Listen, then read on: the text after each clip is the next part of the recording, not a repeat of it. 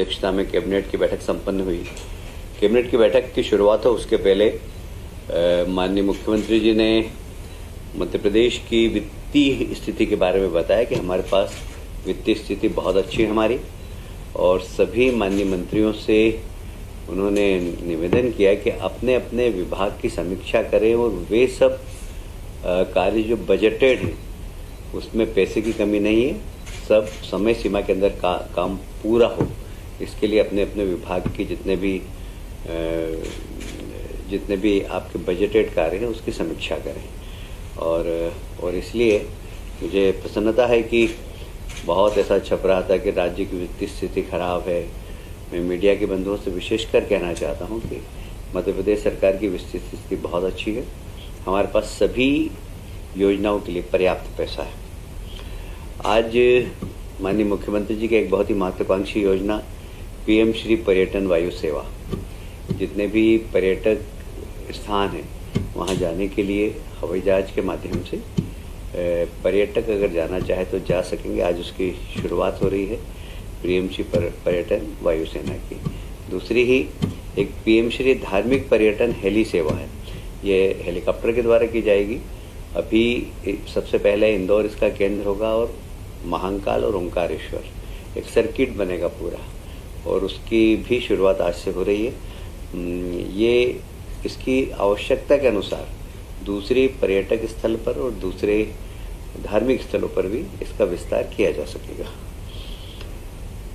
आज माननीय मुख्यमंत्री जी ने मंत्रिमंडल की एक समिति बनाई है जो हमारे अनुसूचित जाति और जनजाति की हॉस्टल्स हैं उनका स्तर ठीक हो और वहाँ पर ठीक गतिविधियाँ चले और वहाँ के विद्यार्थी जो रहने वाले उनको किसी भी प्रकार की असुविधा नहीं हो, उसको ध्यान में रखते हुए एक 3 सदस्यीय कमेटी बनी है।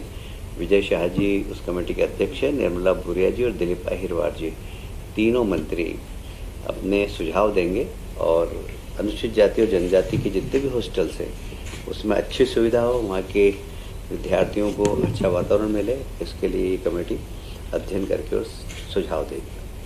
आप सभी जानते हैं पिछले दिनों अयोध्या में राम लला की प्राण प्रतिष्ठा हुई, तब से अयोध्या का पर्यटन कई गुना 100 गुना लगभग बढ़ गया है। अब चित्रकूट भी लोग आना चाहते हैं और चित्रकूट का आधा हिस्सा उत्तर प्रदेश ने भी काम प्रारंभ चालू कर दिया। उन्होंने भी अपना एक प्राधिकरण बनाया है। आज की कैबिनेट में चित्रकूट नगर में एक विकास प्राधिकरण बनाने की घोषणा की है। उसमें पदों का सृजन किया जाएगा और प्रथम 20 करोड़ रुपए उनको कार्य संचालन हेतु दिए जाएंगे। जिला कलेक्टर को निर्देश दिए गए हैं कि वो उन्हें भवन उपलब्ध कराएं और चित्रकूट का विकास भी बहुत अच्छा हो, ये माननीय मुख्यमंत्री जी की इच्छा है। तो इसलिए इस प्राधिकरण के माध्यम से, क्योंकि वहाँ पर जो चित्रकूट का एरिया है उसमें नगरीय क्षेत्र भी है, ग्रामीण क्षेत्र भी है और अन्य विभाग भी है, उन सब के तालमेल के लिए बहुत ज़रूरी है कि एक प्राधिकरण बनाया जाए। तो ये प्राधिकरण बनाने के आज मंत्रिमंडल में निर्णय लिया गया है। मुरैना जिले में एक बहुत लंबे समय से अंबा पीनट मार्ग पर एक उच्च स्तरीय पुल लंबित था। वह लंबित इसलिए हो रहा था कि वहाँ कौन सी योजना थी वो? नहीं, रिवाइज एस्टीमेट थे, पर लंबित क्यों हो रहा था वो? उसका कारण था वहाँ पर कौन सी योजना है वो?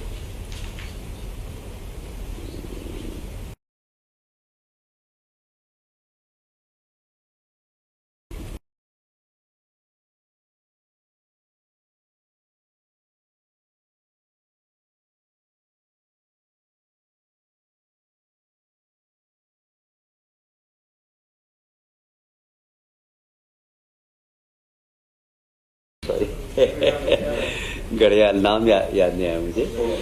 घड़ियाल परियोजना वहाँ पर चल रही थी, उसके कारण उसकी अनुमति नहीं मिल रही थी। वैसे 2012 से ये पुल स्वीकृत था, पर घड़ियाल योजना के कारण वहाँ पर उस पुल बनाने की अनुमति नहीं मिल रही थी। वो अनुमति मिल गई है और इसलिए इस पुल को फिर से निर्माण है। तो आज 157 करोड़ रुपया स्वीकृत किया गया है। एक बहुत ही महत्वाकांक्षी योजना राष्ट्रीय रोपवे विकास कार्यक्रम, ये केंद्र सरकार की योजना है। इसमें धार्मिक पर्यटक स्थल जितने भी वहाँ रोपवे बनाने की योजना है।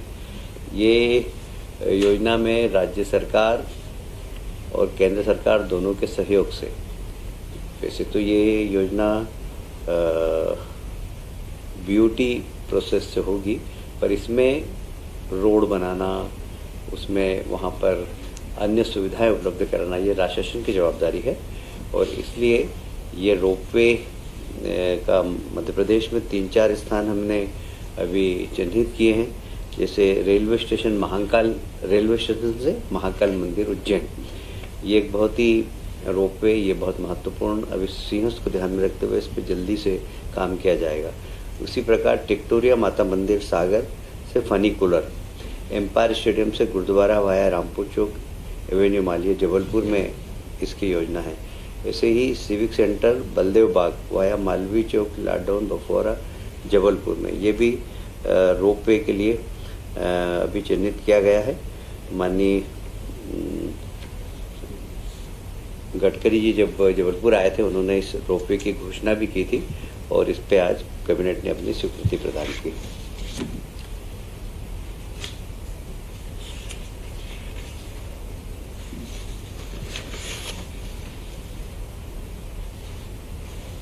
इसका उद्देश्य एक ही है सिर्फ कि पहाड़ी क्षेत्रों में जो हमारे धार्मिक स्थल है वहाँ काफ़ी भीड़ भाड़ होती है, तो रास्ते भी इतने व्यवस्थित नहीं बन पाते हैं, जिससे कि ये रोपवे के माध्यम से सुगम यातायात हो जाए।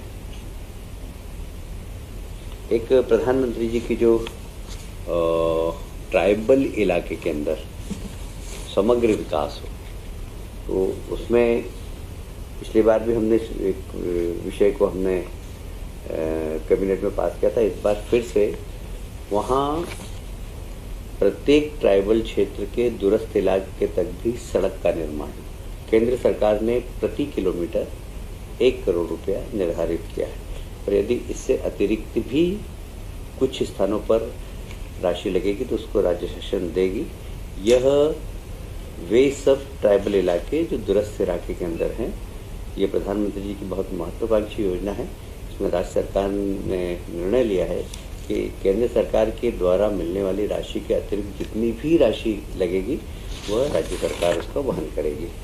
एक और महत्वपूर्ण विषय जो कि विश्वविद्यालय के जो कर्मचारी हैं उनको वेतन तो मिल रहा था 7वें वेतन आयोग से, पर उन्हें पेंशन 6ठे वेतन आयोग से मिल रही थी। इसलिए आज कैबिनेट ने निर्णय लिया है कि 7वें वेतन आयोग से उनको पेंशन मिले। ये विश्वविद्यालय के कर्मचारियों की बहुत पुरानी मांग थी। ऐसे ही प्रधानमंत्री ने जब केन बेतवा लिंक परियोजना नदी जोड़ो अभियान के अंतर्गत घोषणा की थी और हमारे लोकप्रिय मुख्यमंत्री जी और राजस्थान और केंद्र सरकार के मंत्री के बीच में एमओयू हुआ था, तो उसमें हमारा एक बहुत ही यूपी, एमपी और राजस्थान तीनों थे उसमें, तो उसमें बहुत ही अभी हमारे यहाँ इसमें जब 2004 में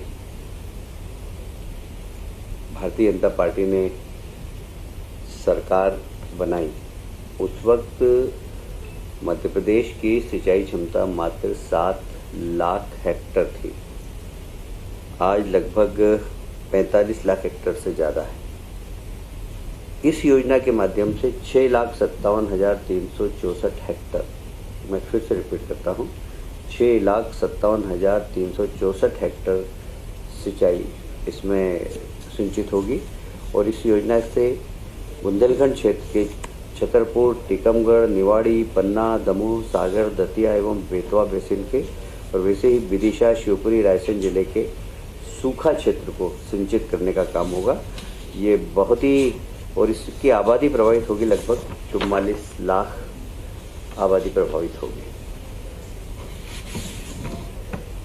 प्रधानमंत्री कृषक मित्र योजना के अंतर्गत सोलर कृषि पंप के अंतर्गत ग्रामीण क्षेत्र के किसानों को ये सोलर पंप मिले, इसका माननीय मुख्यमंत्री जी ने नाम परिवर्तित किया। अब इसका नाम होगा प्रधानमंत्री कृषक मित्र सूर्य योजना। इस योजना के अंतर्गत दूरस्थ स्थानों पर जहां हमारे किसान रहते हैं उन्हें सोलर पंप के माध्यम से बिजली उपलब्ध कराना, ये उसका उद्देश्य है। हम 100% किसानों के खेतों तक कैसे बिजली पहुंचा सकें, या तो हमारे हाइड्रो पावर की बिजली, और यदि कोई दूरस्थ स्थानों पर इंफ्रास्ट्रक्चर ज़्यादा लग रहा है तो वहाँ सोलर उपलब्ध, सोलर के माध्यम से उनके खेतों पर बिजली पहुँचाएँगे। आज की कैबिनेट के निर्णय की यही निर्णय थे जो मैंने आपको सुना है। विश्वविद्यालय आज